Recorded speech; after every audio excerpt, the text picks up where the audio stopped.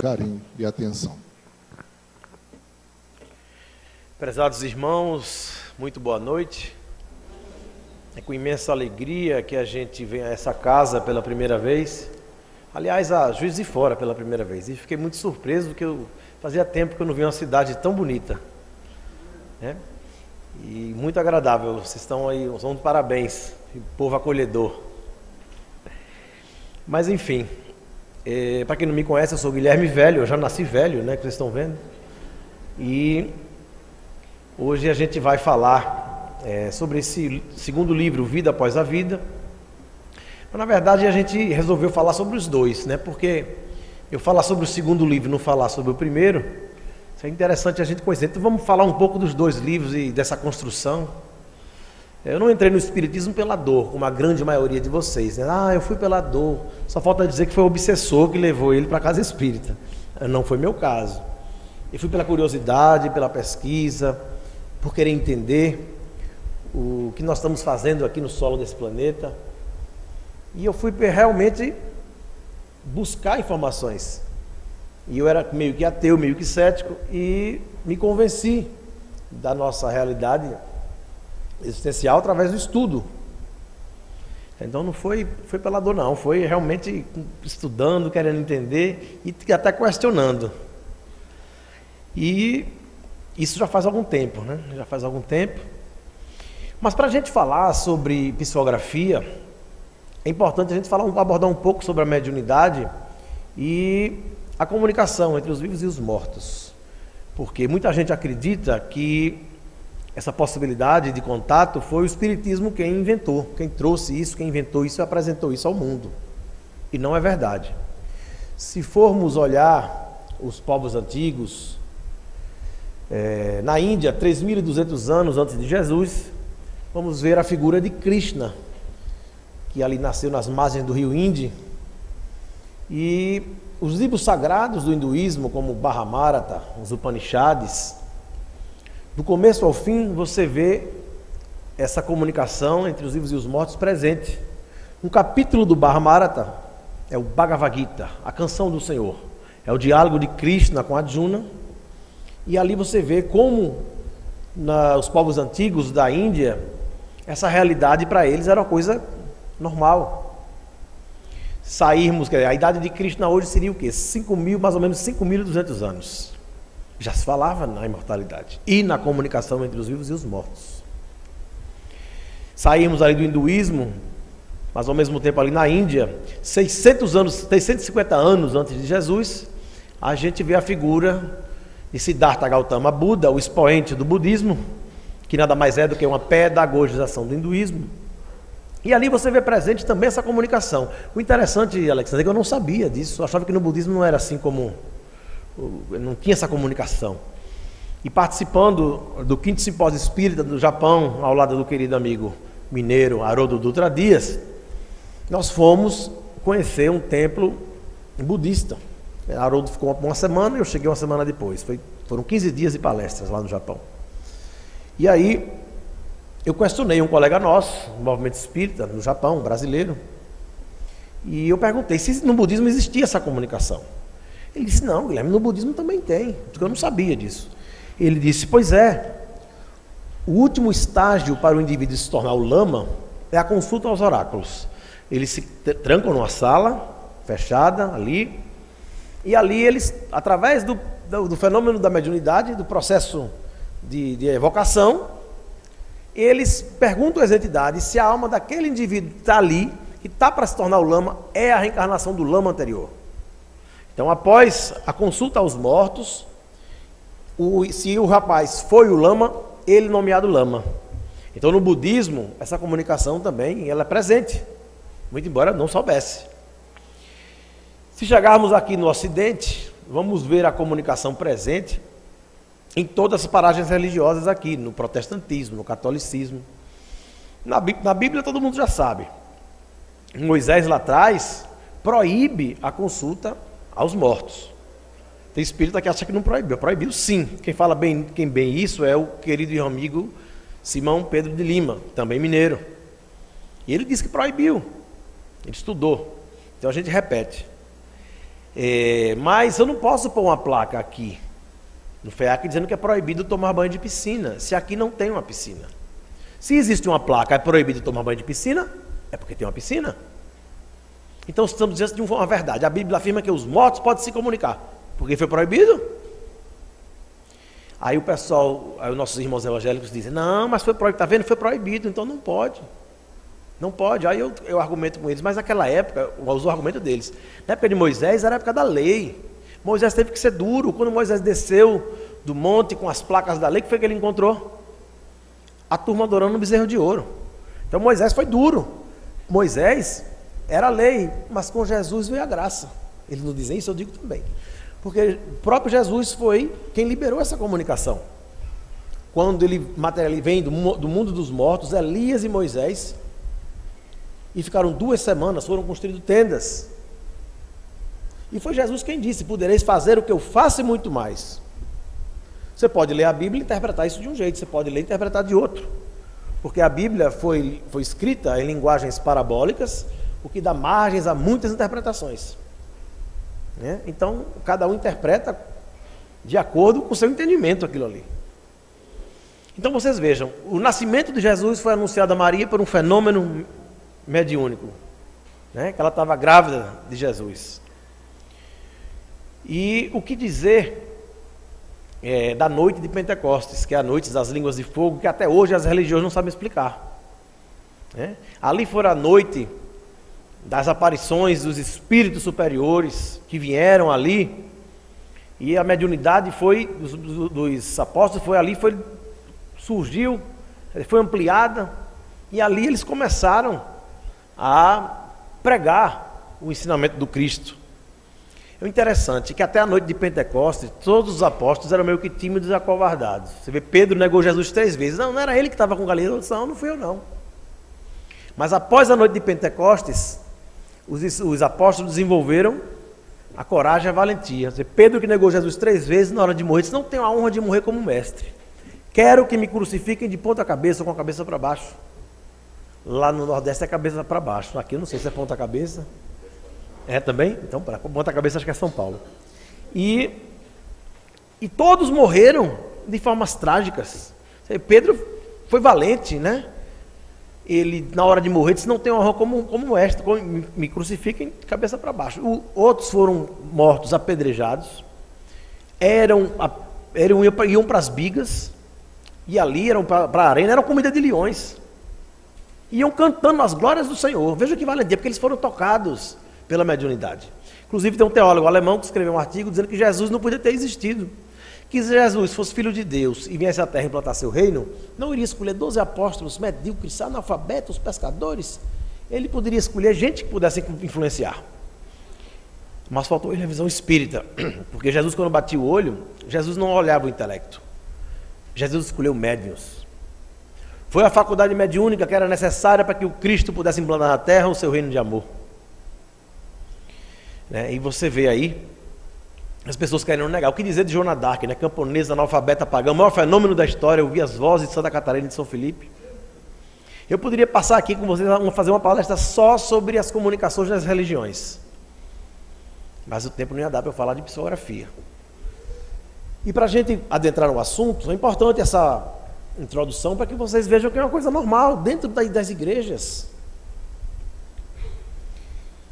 Eu me interessei pela psicografia através de um fato. O meu melhor amigo desencarnou em um acidente de moto, e ali uma amiga nossa foi a uma casa espírita. Nessa época eu não era espírita, e ali ela recebeu uma carta, uma comunicação, e aquilo despertou minha atenção. E com o passar do tempo, isso ficou meio que mal resolvido na minha mente, na minha cabeça. Até que apareceu, depois de muitas pesquisas, apareceu a oportunidade de pesquisar alguns médiuns no Brasil. Isso ocorreu no ano de 2015. Eu tive a oportunidade de ter contato com 25 médiuns no Brasil e fora do Brasil, médiuns de psicografia, e ali a gente pôde construir esse trabalho.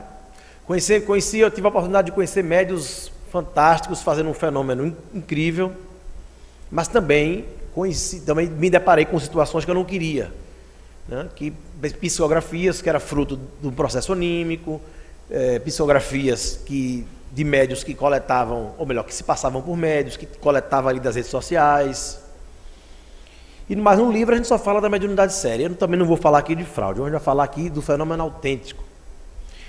Eu vou misturar um pouco os dois livros para vocês. No primeiro livro, nós pesquisamos, na verdade foram 250 casos nos dois livros e selecionamos 5 casos no primeiro e 7 no segundo. O primeiro caso do primeiro livro foi da garotinha Carol, que morava em Dallas, no Texas, e ali ela com 1 ano e meio ela apareceu com a dor aqui nessa região. Os pais levaram para fazer um exame no hospital. Era um casal de curitibanos que morava em Dallas. E ela foi feito o teste lá com ela, o exame, e descobriram que ela estava com câncer nessa região. Ela fez todo o tratamento, quimioterapia, tudo, mas não aguentou, e com 6 meses ela partiu. E a mãe ficou num estado de depressão muito grande. Ela tinha 2 filhos, tinha a Carol com 2 anos, se não me engano, e um filho mais velho. O filho já deu 3,5, 4 anos. E aí o que aconteceu? Ela construiu um cantinho na casa dela, que nessa região lá onde ela morava, na casa dela, tinha uma planta muito bonita no jardim, com muitas flores, e ela construiu no quarto, colocava o porta-retrato, assim, como está o livro, e ela colocava uma florzinha deitada. Todo dia ela repetia aquilo, ela tirava a florzinha, ia no jardim, tirava uma nova e colocava em frente ao porta-retrato. Ela fez isso durante 1 ano. Ela precisou vir a Curitiba, o marido não pôde ir. Ela entrou no carro do marido que iria levá-la ao aeroporto e ela esqueceu de repor a florzinha. Então ela foi lá, tirou a florzinha velha, pôs a florzinha nova, entrou no carro e foi para o aeroporto. E de lá ela foi para Curitiba. 1 semana em Curitiba, ela é convidada por uma amiga para ir para uma reunião de psicografia do médium Orlando Noronha. Um médium muito sério, que começou o seu trabalho mediúnico recebendo as orientações do Chico. Durante 6 anos, o Noronha vinha a Uberaba e ali ele começou a dar os seus primeiros passos na mediunidade. Ele trabalha, tem sua profissão, não vive de venda de livros, enfim, tem uma vida digna ao lado da sua esposa. E ali ela foi para essa reunião. E quando chegou lá, veio uma das 10 cartas, foi a da Carol. E nas reuniões de psicografia do Orlando, aliás, dos 3 médios do livro, tanto o Orlando Noronha como o Alaô Borges, também de Uberaba, ele é de Uberaba, o Orlando de Curitiba, e o Newton Souza do Ceará. Eles não fazem entrevista, tá? Mas eles fazem uma fichinha, assim como nós pesquisamos, e através de pessoas que desfrutaram da intimidade de Chico, como Célia Diniz, como tantas outras pessoas que a gente conheceu durante a construção dessa obra. De que Chico, na maioria das vezes, ficava com a prancheta, ele anotava o nome do desencarnado ali. Então ele fazia isso, ele anotava a data do desencarne da pessoa. Então Chico ele dizia que tinha necessidade desse contato, muito embora ele deu muitas cartas sem ter contato. Porque Chico foi a nossa maior antena e nossa referência quando nós falamos em psicografia. Ele deu muitas cartas sem ter contatos, isso é verdade. Mas, na maioria, ele anotava. E ali ele dizia, inclusive, que aquele papel com o nome da pessoa, quando ele tocava ali, ele já sentia que o telefone ia tocar de lá para cá. É como se fosse uma psicometria ali, mais ou menos, ali ele sentia. E então ele fazia isso. E no final, o Orlando, ou melhor, a mãe da Carol recebe a carta. E ela só fez preencher isso, nome, data de nascimento, data de morte. O Orlando Noronha, o Newton Souza e o Alaô fazem da mesma forma, eles têm a mesma metodologia. Ela anota o nome e a data de nascimento e a morte, só isso. Mais nada, não pergunta nada, não faz questionamentos. E ali veio a carta da Carol, uma das 10 cartas foi da Carol. A mãe, muita alegria. E ela começa a narrar detalhes muito íntimos que só a mãe sabia. Ela dizia na carta que via quando a mãe estava no carro dirigindo e olhava no retrovisor e só via uma cadeirinha atrás. Porque eram 2, só via uma. E ali ela começava a chorar, Ela dizia que via a mãe chorando. Quer dizer, como o médium podia saber dessa informação? Isso não estava em Facebook, não estava em nada, era uma coisa muito pessoal, muito íntima. E no final da carta, para a mãe ter certeza que era a Carol, ela desenha, através do médium, um porta-retrato, e aquela florzinha que estava deitada lá, que ninguém sabia, ela desenha a florzinha deitada. Podia ter feito a florzinha em pé, não já não fez deitada, do jeito como estava lá.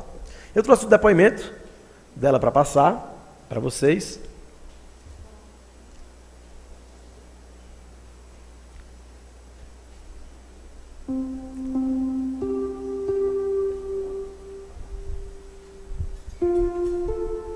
Oi, meu nome é Elisângela, eu sou a mãe da Carol. Eu conto toda a minha história no livro do Guilherme, desde o início da doença da minha filha até o momento que eu encontro o Orlando, que é o médium que psicografou a cartinha da minha filha, né? E no livro eu coloquei a foto, o desenho que a minha filha fez para mim, que me levou a acreditar que realmente era ela que estava ali naquele momento escrevendo para mim, né? Que é o seguinte, tipo, aqui atrás de mim eu tenho o espaço que é dela, né? Então eu tenho a foto, eu sempre coloco flores aqui para ela e tem a florzinha deitada no porta-retrato dela. E na psicografia eu recebi o desenhinho dela, né? E que eu achei assim, tinha tudo, era tudo para ser ela mesmo, porque ninguém sabia, né, que eu tinha esse espaço dela aqui, que eu colocava a florzinha deitada dela, né, e eu recebi esse desenho, que eu vou mostrar para vocês, tem no livro. Olha aí, minha gente. Que é a foto dela com a florzinha deitada, né.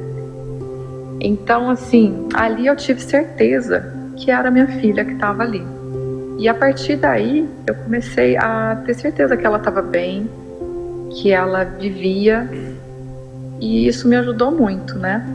Então, hoje eu acredito nisso, eu acredito que hoje ela não tem dor, ela vive, ela está bem, ela está sempre do meu lado, e eu acredito nisso. Bom, no livro tem toda a história, eu espero que ajude as pessoas que estão passando por isso, ou já passaram por isso, e espero que as pessoas possam tentar conseguir caminhar com a certeza de que nossos filhos vivem, né? E é isso, espero que vocês possam ler o livro. Esse é o segundo caso da garotinha Maria Laura. Eu sou Cíntia, mãe da Maria Laura. Eu venho aqui dar meu depoimento sobre a psicografia, porque eu me sinto muito privilegiada por tão pouco tempo de desencarno da Maria Laura. Eu recebi uma mensagem dela. Eu fiquei sabendo que o médium ia vir em Pedro Leopoldo, na casa espírita de Chico Xavier, e diante daquela dor que estava dilacerando o coração, tudo que eu mais queria era receber uma mensagem da minha filha. E eu fui para a casa espírita no dia que o médium iria vir e preenchi a ficha conforme todas as pessoas estavam lá, preencheram também. Não conhecia o Orlando, nunca tinha conversado com ele, e na ficha a gente colocava somente o nome do desencarnado que a gente queria receber a mensagem, a data de nascimento, a data do falecimento e o grau de parentesco. E depois ele recolhia todas as fichas, ele veio para o salão para psicografar na frente de todas as pessoas.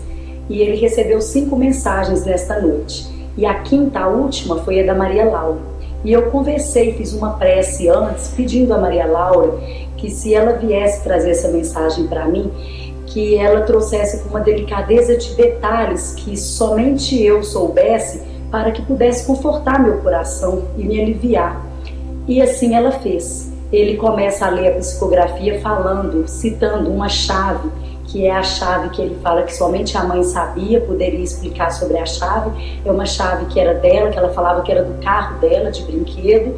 E depois ele cita o potinho vermelho, ele cita o jardim da frente da minha casa, a arvorezinha, que ela tinha muito carinho por essa árvore. e veio com uma delicadeza de detalhes que somente eu sabia. E assim pude confortar muito meu coração, me acalentou, e eu saí dali aliviada, pois eu consegui crer na imortalidade da alma. E o que eu digo é que a gente não pode perder nunca a fé em Deus, pois é tudo no tempo de Deus. A misericórdia de Deus continuou se estendendo sobre minha vida, porque hoje eu estou grávida de 3 meses, é uma bênção divina de Deus, um milagre na minha vida, e tudo o que eu mais quero é que minha filha continue evoluindo, é um espírito de muita luz, continue a crescendo, a trabalhando aonde ela estiver, no plano que ela estiver, que ela seja muito feliz e que um dia todas nós vamos estar juntas. Interessante esse caso da Maria Laura, é que ela tinha um amiguinho, da idade dela, que 6 meses antes do desencarne dela, ele morreu afogado na piscina, na mesma idade, 2 anos e meio. E aí eles foram para passar o verão no sul da Bahia, no verão, foram na praia, né? E ali ela contraiu a dengue hemorrágica. E quando ela voltou para Pedro Leopoldo, ela foi direto para o hospital e ela, deitada lá, muito mal, ela vira para a mãe e disse: ó, minha mãe, aquele meu amiguinho, o que morreu na piscina, está aqui e veio me levar, está dizendo que veio para me buscar. Algumas horas depois ela desencarna. Veja que coisa. E a carta dela é com muito detalhe. Ela fala do potinho vermelho. Até a cor do potinho ele adivinhou, que onde ela esse potinho, ela colocava as plantinhas que ela dizia que era dela, a árvorezinha que tinha lá, que ela dizia que era dela, e colocava no potinho vermelho. Ela fala que está ao lado da avó, que ela não conheceu quando viveu a terra, diz o nome da avó.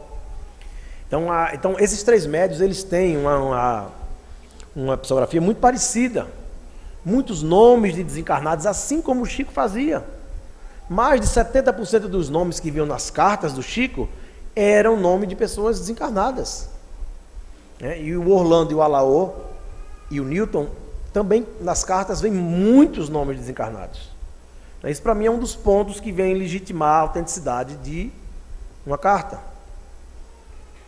Então, eu tenho até aqui o caso, né, num outro vídeo, vocês vão ver na hora que ela recebe a carta, lá em Pedro Leopoldo, casa do Chico, que eu tive lá no lançando do primeiro livro, lá com a Célia Diniz, minha amiga, e ali eu me emocionei bastante em ver o acervo do Chico, que o Chico produziu, que foi realmente um exemplo para todos os médiuns do Brasil. Vocês vão ver que interessante, são 2 casos, esse da Maria Laura, vocês vão ver apenas um trecho, e depois vão ver o caso de um rapaz, um garoto que se envolveu com uma turma da pesada e foi fazer uma brincadeira, dar um susto, dizer que era um assalto e tal, e a pessoa reagiu e atirou nele. É melhor vocês assistirem do que eu narrar. Agradeço, Jesus. Cadê? Não foi não? Os teus olhos nos meus, que do monte mais alto ao vale mais profundo, todos sem exceção, das províncias do reino, somos filhos de Deus. Em Curitiba, o médium Orlando Noronha Carneiro segue os ensinamentos que ouviu de Chico Xavier.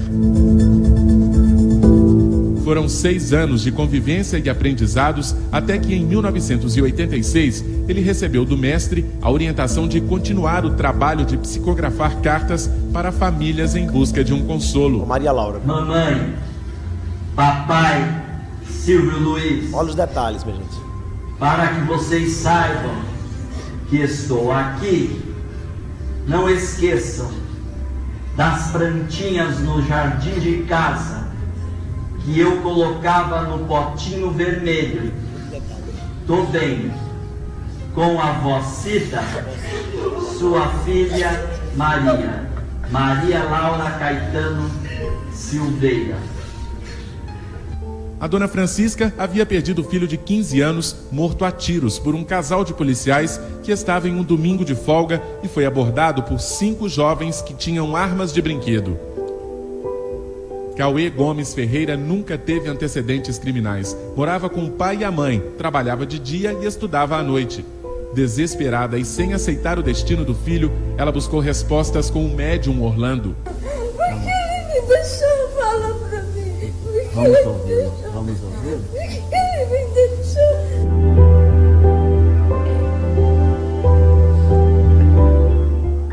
Mãe, pai, me perdoe a vacilada e a fraqueza que me tomou conta.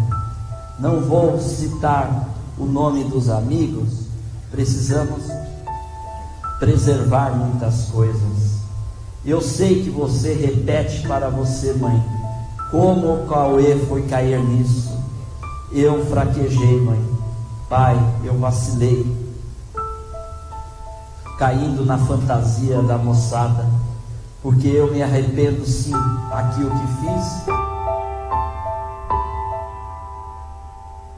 Você, mãe, não falhou em nada. O que ocorreu foi cabeçada minha mesmo. Você não ia perceber nada. É que eu comecei a cair no vacilo dias antes do ocorrido. Então você não pecou em nada. Nem você, nem o pai Genival e nem a minha irmã Cauane. Tire, mãe, esta ideia de que você não foi atenta. Por favor, saia daqui sem esta ideia na cabeça. No final da mensagem, um detalhe descrito pelo filho emociona ainda mais Dona Francisca. Agora preciso parar sem esquecer de deixar um grande e forte beijo em você, mãe. O filho com aquele boné maneiro, o filho sempre com saudade, Cauê Gomes Ferreira. Me ajuda, Senhor, a superar essa dor, meu Pai. Me ajuda.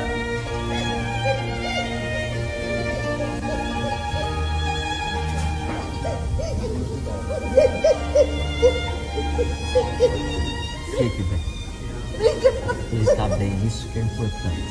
Agora, só está entendendo? Eu disse tudo que até dor ele me chamava. Obrigada, Deus abençoe. Isso é a prova de que ele está vivendo, certo? É interessante desse caso é que eu estava aí no centro do Chico, lançando meu livro lá com a Célia Diniz, e eu fazendo a palestra, eu repetia que a maior dor do mundo era a dor de uma mãe que perde e entrega um filho. Eu repetia isso constantemente. Todas as minhas palestras eu falava, a maior dor, a dor mais dilacerante é a dor da mãe que entrega um filho.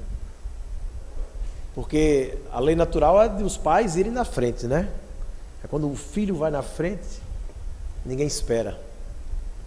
E eu falando isso lá, na casa do Chico, quando eu terminei, a Célia subiu e disse... Que a Célia, vocês conhecem, né? Quem cuida do acervo do Chico é daquele filme As Mães de Chico. Ela vai com a bicicleta, com a babá, que vai com a bicicleta e a filhinha morre. Aquela é a Célia, a história da Célia, que está no filme As Mães de Chico. E aí ela subiu e disse... Guilherme, eu vou discordar de você. Existe uma dor maior do que essa. Eu digo, será possível uma dor maior do que essa? Tem? Aí eu digo, eu ouvi o que ela tem a dizer. Aí ela disse, eu também repetia isso. Eu falava isso constantemente nas minhas falas. Até que um dia eu estava fazendo uma palestra no Rio e veio uma senhora e disse, eu falando da perda dos meus 2 filhos, ela entregou 2 filhos. Essa pessoa aí, a pessoa chegou para ela e disse, a minha dor é maior que a sua. Aí eu disse, eu quero ouvir agora. Você, Célia, entregou 2 filhos, não foi? Foi, entreguei, já recebeu carta, já, sim. Pois é, a minha filha era usuária de drogas e ela saiu de casa e nunca mais voltou. Eu não sei se minha filha está viva, não sei se minha filha está morta, eu não sei se ela foi sequestrada, se ela está em cárcere privado, se ela está no IML, se ela está foragida, se ela está presa. Eu não sei onde está minha filha. A campainha toca toda noite, quando de dia, de tarde, quando eu vou abrir achando que é alguém, que é minha filha. O telefone toca, meu coração bate mais forte, eu vou atender com a esperança de ser alguém informando onde está a minha filha. Eu vou dormir, eu acordo toda noite, na esperança de encontrar minha filha. Porque o amor de mãe não vai permitir que eu deixe de ter a esperança de um dia reencontrar minha filha, ou pelo menos saber o que houve com minha filha. O amor de mãe não permite que eu esqueça minha filha. Eu levarei isso comigo até o último dia da minha existência na terra. Você, Célia, sabe onde estão seus filhos? Eu não sei onde está minha filha. Ali ela conta que daquele dia em diante ela nunca mais falou isso. E eu depois comecei a observar, comecei a pensar, e parei e disse, deve ser mesmo, viu? Porque a pessoa que é espírita, se ela realmente mergulhar na doutrina, ela vai encontrar consolo, ela vai encontrar conforto. Mas a mãe que tem a filha que desapareceu, que nunca mais voltou, mesmo ela sendo espírita, ela não vai continuar lá querendo entender, querendo saber, até o último dia vai, sem dúvida nenhuma. Então eu parei de repetir isso. E eu estava no Rio de Janeiro fazendo a palestra, aí veio um senhor, devia ter uns 90 anos, e ele veio conversar comigo, disse, a sua amiga Célia, ela perdeu 2 filhos para a morte. Eu tenho 2 filhos, um advogado e um médico. Eles moram aqui próximo, mas só vão me visitar uma vez por ano no Natal. Ela perdeu os filhos para a morte, eu perdi meus filhos para a vida. Eu perdi meu filho para a medicina e para o direito. Foi muito forte isso. Então a gente tem que entender primeiramente o que é que a doutrina espírita fala, né? Vamos estudar o espiritismo para a gente entender essas verdades, que essas verdades é que vão nos libertar. Mas vocês sabem por que a pessoa nasce médium, minha gente? Por que a pessoa nasce? O pessoal não entende, às vezes não entende. Por que a pessoa nasce médium? Porque nós temos a mania de mitificar o médium. E o médium, que o médium disse, está dito, a gente não pode questionar. Foi o médium que disse. O médium falou. Então a gente mitifica, transforma o médium no mito. Transforma o médium no ser superior. Médium missionário, um médium, na sua grande maioria, não é missionário. Aliás, médium missionário, eu só conheci um, Chico Xavier. Não conheci outro. E estudando Allan Kardec, você vê na codificação que Kardec afirma que o médium é uma pessoa normal, igual a qualquer outra. Então ali a gente para de mitificar, porque é normal. Agora, por que ela nasceu médium, né? Aí a gente vai ver aqui nas obras de Emmanuel a explicação. Eu não sou médium, viu, minha gente? Eu não vejo nada, não escuto nada, não sinto nada. Só me arrepio quando venho para o sul, de frio. Mas cadê? Não quer abrir aqui, hein? Olha aí, quem são os médiuns?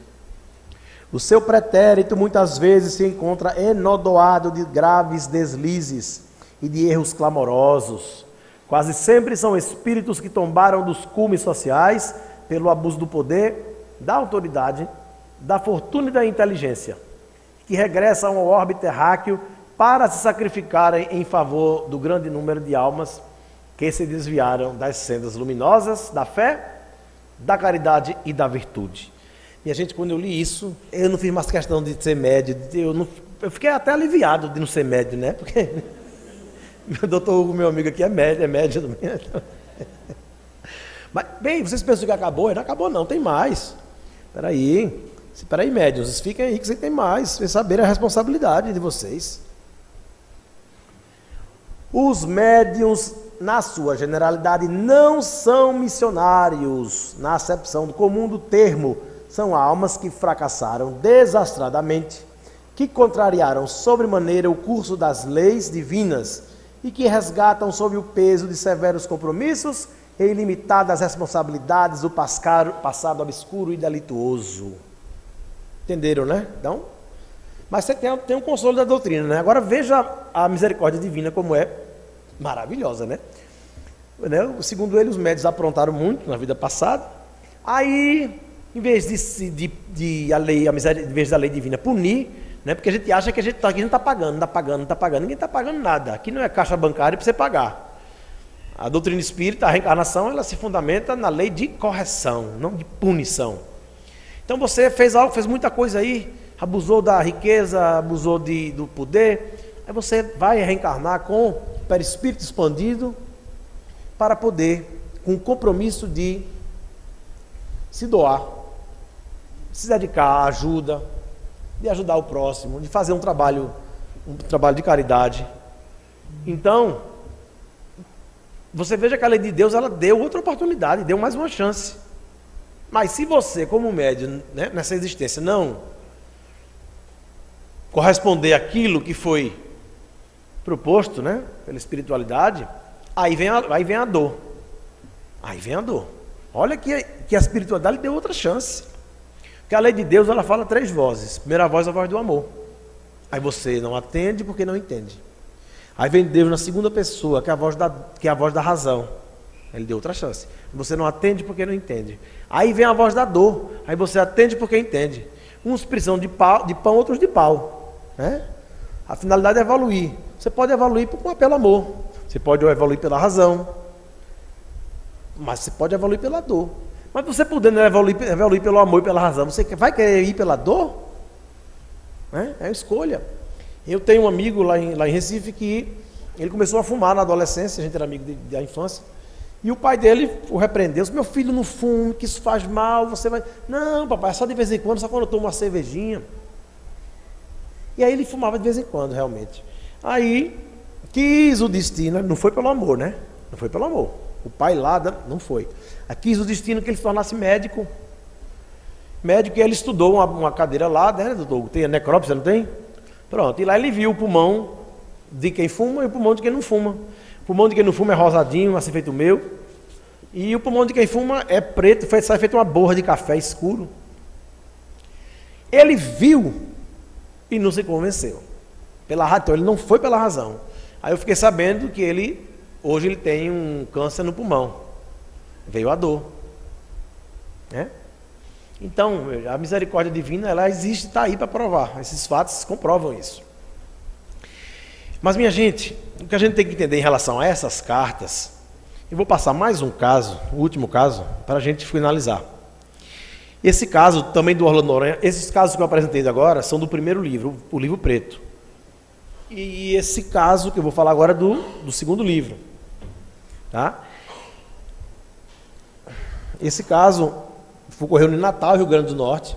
Era do Mateus, um jovem garoto que aos 21 anos se envolveu com drogas e começou a andar com uma companhias não muito boas, que foram assaltar, ele foi junto, e ali a vítima reagiu, deu um tiro nele e todos fugiram, só quem morreu foi o Mateus, 21 anos.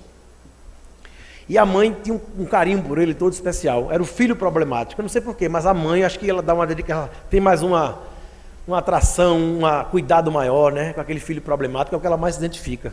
Acho que é o amor de mãe, né? Acho que também a questão talvez até de programação da reencarnação. Existem várias possibilidades.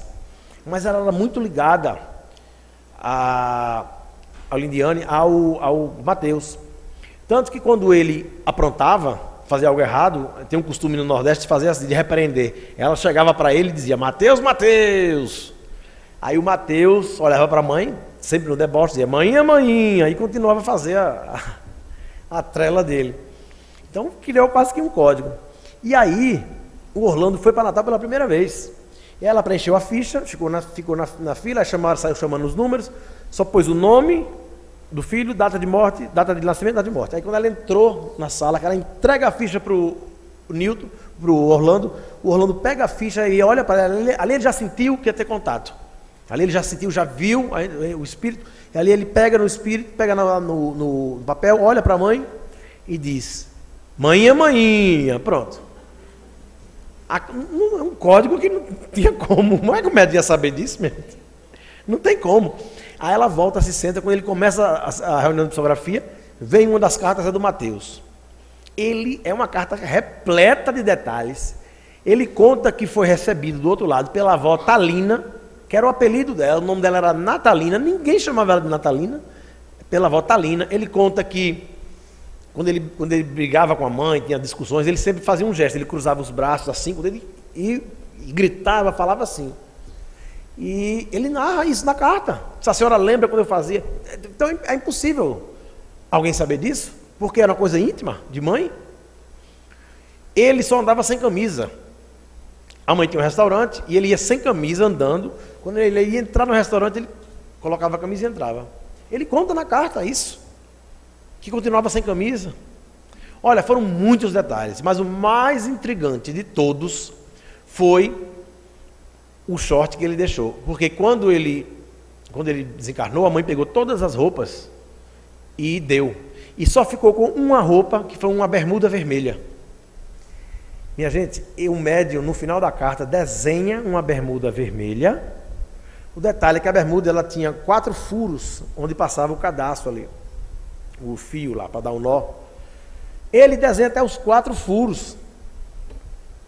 Eu vou passar a história do Mateus para vocês, e no final eu passo a foto da bermuda, para vocês verem. Que coisa mais intrigante. Meu nome é Neiliane, eu sou de Natal, Rio Grande do Norte, e recebi uma carta psicografada pelo médium Orlando Noronha, do meu filho Mateus, e o que me fez acreditar que era ele que estava me enviando a carta foi um desenho que ele fez de uma bermuda que eu guardo, depois de ter doado todas as roupas dele. Separei essa bermuda e guardei. Ele desenhou na carta, da mesma cor, com detalhes, inclusive dos ilhoses que passa o cadastro. E eu não tenho dúvida nenhuma que meu filho mandou essa carta para mim. Esse é meu depoimento. A bermuda era essa aqui, minha gente.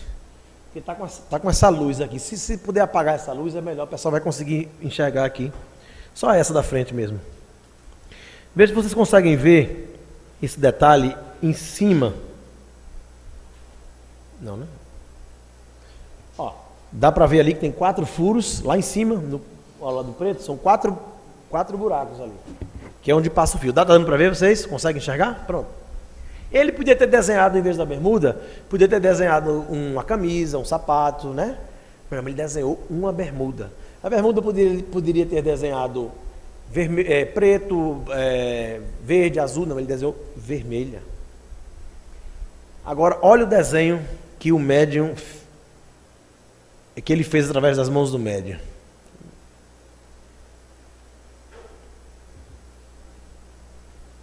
Aí eu vou ter que apagar também, para enxergar os buracos. Eu não sei que você dê dele para ver. Dá para ver? Pronto, os 4 furos, precisa não, já deu para ver. Os 4 furos, minha gente, como é isso possível? Não, olha, ou você aceita, ou você admite que foi uma comunicação do Mateus, ou você não tem como explicar esse fenômeno. Como ele podia captar por telepatia um short que ninguém sabia que existia? É impossível. É impossível, minha gente.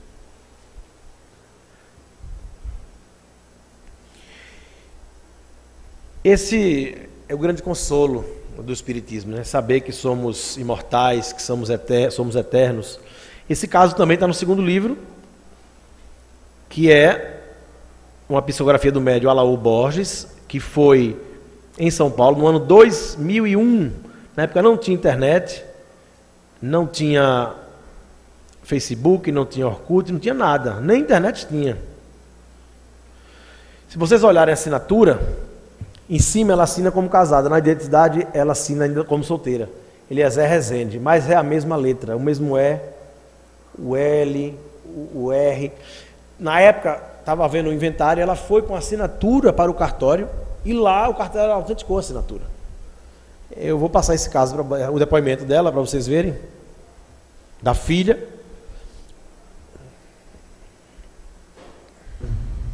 Olá, boa tarde. Meu nome é Lindinalva Lorente, sou de São Paulo, bairro da Moca.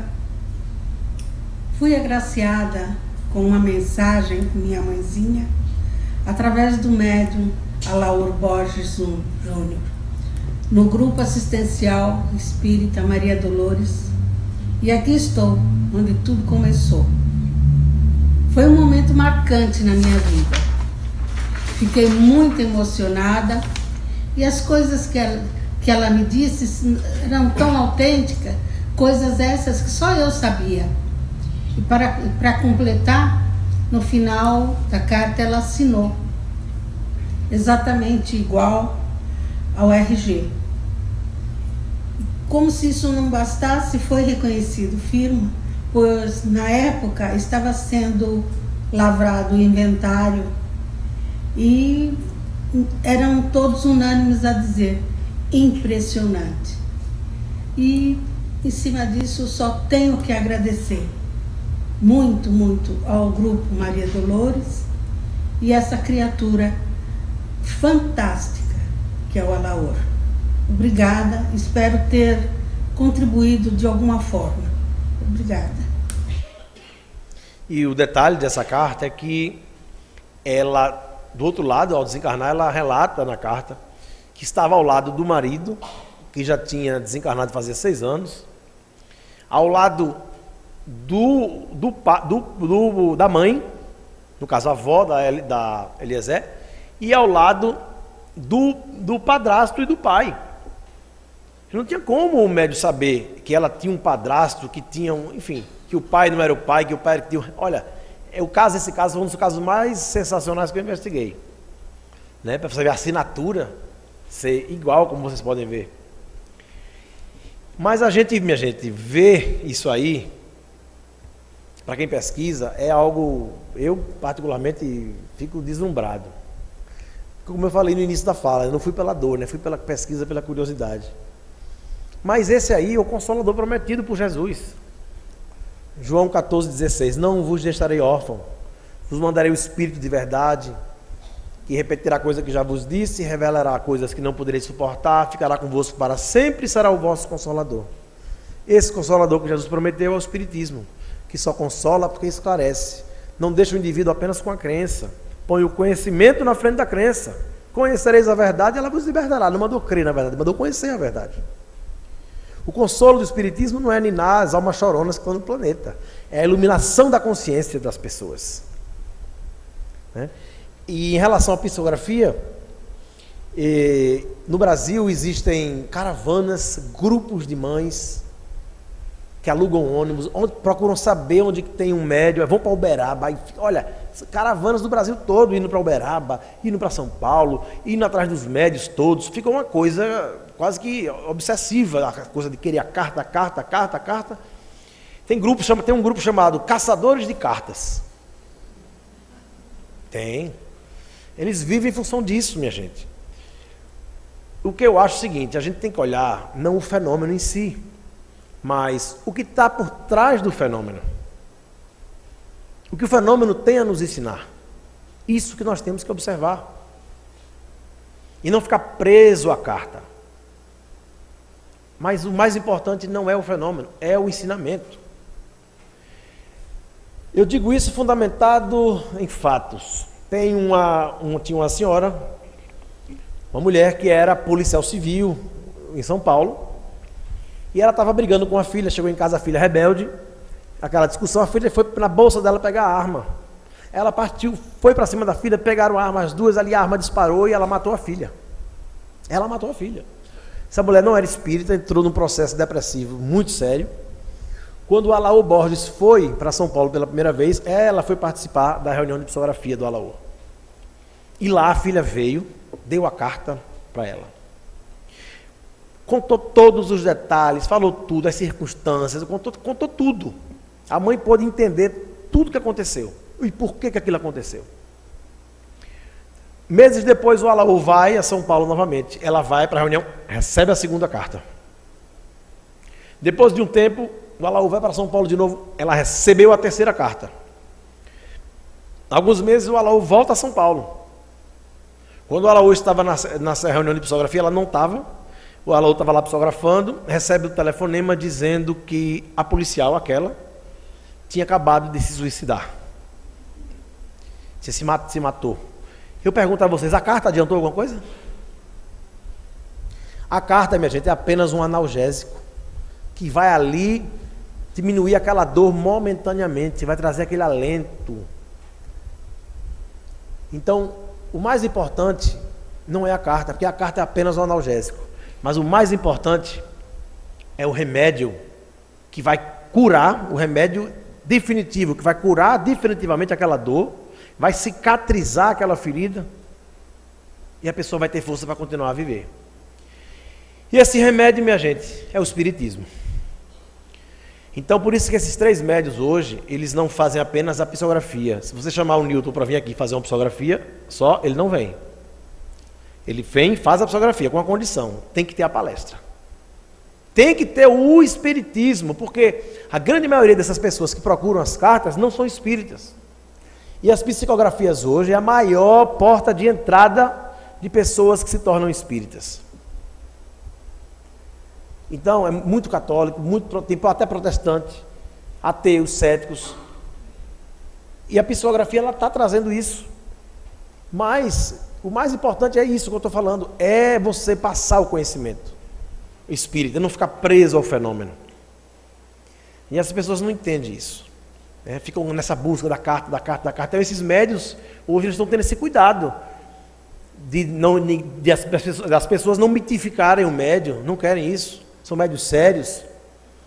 Durante essa construção, a gente pôde ver médios sérios fazendo um trabalho digno na mediunidade com Jesus, mas ao mesmo tempo a gente viu muita coisa errada. Muita coisa errada. Então, minha gente, nem tudo que vocês veem de psicografia é autêntico. A gente tem que alertar, porque foi Kardec que orientou a gente a fazer isso. Kardec escreveu 2 capítulos do Livro dos Médiuns, só dedicados à fraude. Na pergunta 313, vocês podem olhar, conferir depois do Livro dos Médiuns, Kardec alerta os espíritas para ser severo quanto às fraudes, pois as fraudes, naquela época, lá atrás, segundo Kardec, se tornou uma nova indústria. Naquela época que não tinha internet, não tinha nada, a fraude era considerada por Kardec uma nova indústria. Vocês imaginem hoje, com as informações todas aí, públicas, para todo mundo saber, banco de dados, sites, tudo. Então, o que acontece? É importante a gente saber isso. Na pergunta 317, qual foi a orientação de Kardec quanto à fraude? Quando a gente encontrar um médium fraudando, está lá. Está lá, Kardec deixa claro, muito direta, 317 a pergunta. Podem ler que vocês vão ver. Da nossa severidade para os médios e os interesseiros. Todo aquele médium que for apanhado em manejos fraudulentos, para me servir de uma expressão tanto trivial, com a boca na botija, deve ser desmascará-los publicamente pelos espíritas espiritualistas, para os quais se torna um dever. Ele foi duro, Kardec foi duro quanto a isso. Então é importante esse alerta para vocês. Não acreditem em tudo. Não acreditem em tudo. Se vocês receberem alguma carta, vão nas redes sociais, vai no Facebook e vê se as informações estão lá públicas. Vão fazer isso. Né? Então é isso que a gente vem fazendo, alertando as pessoas. Mas o Espiritismo veio trazer esse alento, esse consolo. Né? O Espiritismo, como dizia Kardec, é uma doutrina filosófica com fundamentação científica e consequências éticas morais. Essas consequências éticas morais seriam as consequências religiosas. É o porto de chegada. É para onde tudo vai. Vai um dia, não é a base. A base é a ciência. A base é a ciência. E a gente vê na introdução do Evangelho, segundo o Espiritismo, está lá. Kardec fala a aliança da ciência com a religião. E diz mais, o Espiritismo vê na descoberta científica a revelação das leis de Deus. Então a gente tem que estudar o Espiritismo de forma original, como Kardec fez, abordando os aspectos científicos, filosóficos e religiosos. E às vezes a pessoa fica muito presa, lê apenas o Evangelho e esquece de ler as outras coisas, lê muito livro de romance para se salvar, mas não lê o que faz o Espiritismo ser diferente das religiões, que é a parte científica, a parte filosófica. O Espiritismo, o que faz o Espiritismo ser diferente das religiões é porque no Espiritismo a gente aprende, estuda, aprende, entende para depois acreditar. Nossa fé não é fogo de palha, é uma fé raciocinada. E a fé verdadeira é aquela que pode encarar a razão face a face em qualquer época da humanidade. Isso o Kardec falou. E ele disse mais, no futuro, os postulados básicos do Espiritismo farão parte do cotidiano de todos os povos e serão objeto de estudo da ciência. E se a gente parar para observar, é isso que está acontecendo hoje. Vamos ver, os postulados básicos do Espiritismo, né? Todo mundo sabe, Deus determina o livre-arbítrio, lei de causa e efeito, reencarnação, né? Tem todos esses outros que vocês sabem, comunicabilidade dos espíritos. Reencarnação, há 160 anos no Ocidente, só quem falava eram os espíritas. Está lá nos postulados básicos. Mas a reencarnação hoje, ela está presente aí com outro nome, é objeto da ciência com outro nome. É terapia de vidas passadas, regressão através de hipnose, lembranças espontâneas de crianças, psicologia transpessoal, quarta força da psicologia. Não tem o nome espiritismo, mas é princípio básico nosso. Comunicabilidade dos espíritos, postulado básico da gente, mas tem outro nome hoje. E é objeto de estudo da ciência, transcomunicação instrumental. A possibilidade de entrar em contato com pessoas que já morreram através de rádios e gravadores. Isso não foi invenção dos espíritas. Foram cientistas, físicos da Europa, dos Estados Unidos, engenheiros. Os espíritas estão chegando nisso agora, poucos anos atrás. E eu tive a alegria de conhecer vários grupos de transcomunicação, um deles em Seattle, nos Estados Unidos. E eu passei uma tarde inteira com as pesquisadoras, vendo lá, os espíritos vinham na televisão, materializavam, formavam um rosto no meio daquele chuvisco da televisão, via um rosto bem nítido. Depois, sem evocação, ali aparecia. Depois vinha lá, ela trazia no gravador, fazia evocação, vinha a voz, confirmando que era ela que estava lá na TV, dizendo o nome. Eu passei uma tarde, eu disse, meu Deus, eu definitivamente agora eu acredito que espírito existe. E agora eu tenho que perder o medo de morrer, porque eu tinha medo de morrer, né? Eu perdi o medo de morrer. Claro, Chico não tinha quando pegou o avião, por que eu não posso ter? E aí, o que aconteceu? Eu peguei um voo lá de Seattle para Denver. Minha gente, eu peguei uma turbulência à noite, chovendo. Eu olhava assim na janelinha do avião, via aqueles raios assim. O avião fazia assim, entrava num vácuo, descia assim. Uns 10 segundos, uns 5 segundos assim caindo. Criança gritando no avião. Vocês não têm noção. Ali eu descobri que eu ainda tinha medo de morrer. Mas chegou, então estou vivo aqui, né? Enfim, mas é isso. A gente tem levado o espiritismo para fora dos centros espíritas. A gente tem levado. Eu tenho feito muitas palestras em igrejas espiritualistas americanas, Rotary Clubs, universidades, faculdades.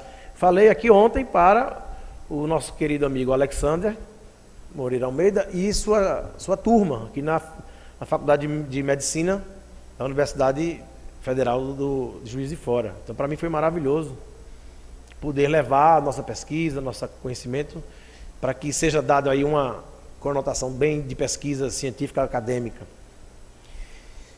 Então, minha gente, a gente tem que entender que o espiritismo não é um partido de crença.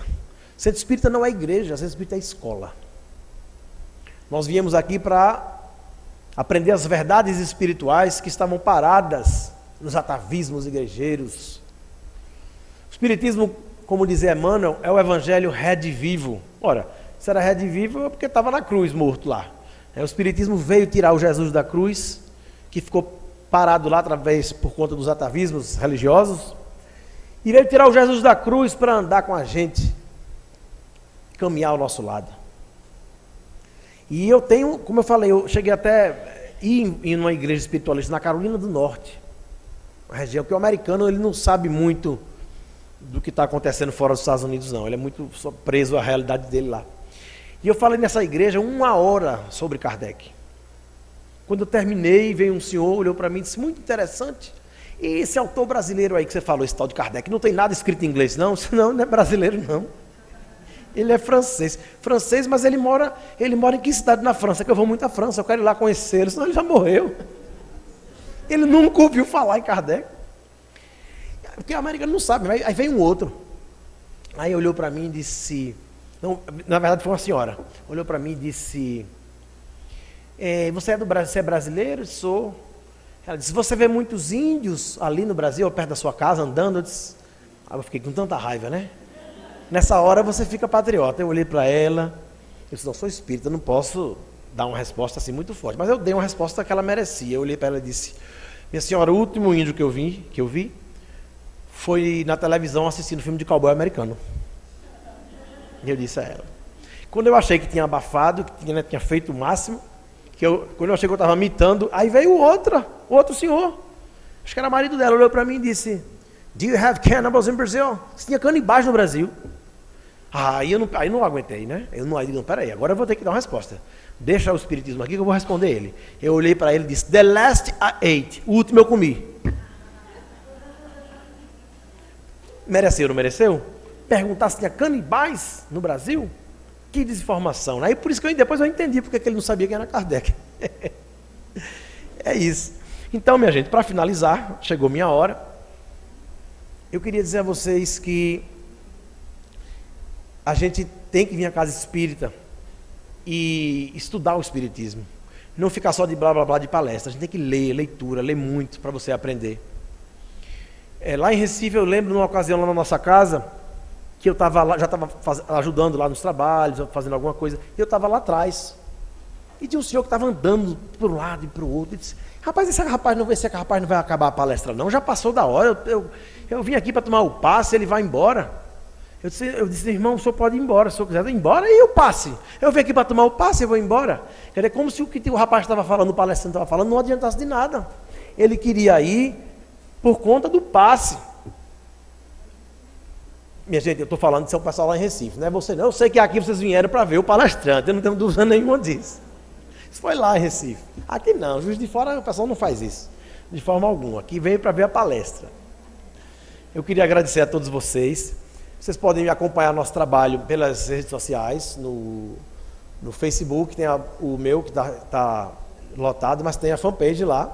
A gente está sempre divulgando, tem no YouTube, tem um canal onde a gente tem as palestras, para vocês conhecerem um pouco do nosso trabalho. Tá? E pode conversar lá, eu converso todo, o pessoal vem às vezes de madrugada, para fazer um bate-papo com o pessoal, tiro dúvidas. Enfim, essa é a forma que a gente tem de ajudar. Queria agradecer a todos a oportunidade, espero poder voltar em breve. Todo o nosso livro, ele é doado à renda, o lucro, para a ONG Fraternidade Sem Fronteiras. Então, hoje a gente vai autografar e uma parte dessa venda eu vou deixar aqui, vou querer para ajudar o trabalho social de vocês.